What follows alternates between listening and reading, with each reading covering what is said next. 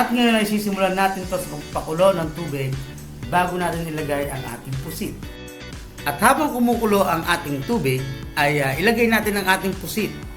Siguro mga around 10 to 15 seconds lang, iahon na natin at iset aside. Tsaka tayo gumawa ng ating sauce.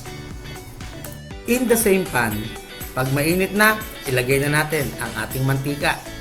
At pag mainit na ang ating mantika, ilagay na natin ang ating bawang. At pagka medyo na golden brown na, isunod na natin ang ating sibuyas.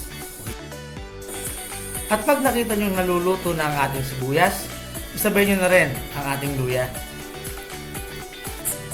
At pag naamoy na natin ang bango ng ating aromatics, ilagay na natin ang ating kamatis. At maglalagay tayo ng konting tubig para mas maluto at madurog ang ating kamatis bago natin lagyan ng toyo at ng iba pang sangkap. At pagluto na ang ating kamatis, ilagay na po natin ang ating toyo.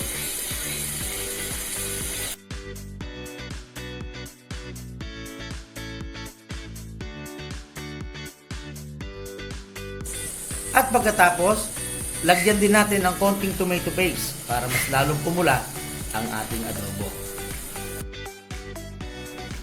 At maglagay na rin tayo ng konting asukal, pambalanse. Lagyan na rin natin ng suka para mas makumpleto na ang lasa ng ating adobo. Tsaka natin takpan para mas maluto ang ating suka. At pag ganyan na ang texture ng ating sauce, huwag mong kalilimutan na lagyan ng magic sarap para mas lalo sumarap. Pag okay na ang lahat ng ricado, ilagay na natin ang ating pusit. Isunod na rin natin ang ating tokwa. Tsaka natin i-mix ng i-mix. At maglalagay nga pala tayo ng paminta dahil nakalimutan kong maglagay kanina. Kaya pala kulang ang aking panglasa. Tsaka natin haluin.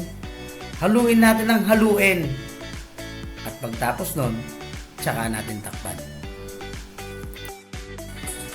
At pag ganyan na ang itsura niyan, okay na yan. Kung mapapansin nyo, medyo meron tayong sabaw dito. Kasi, hindi ko po pwedeng patuyuan. Kasi may mga bagets tayo dito na hindi kumakain ng pusit. Kaya, okay na to guys! Done! を一つまたねまたね夜に咲く温度と灯るまで呼吸一つ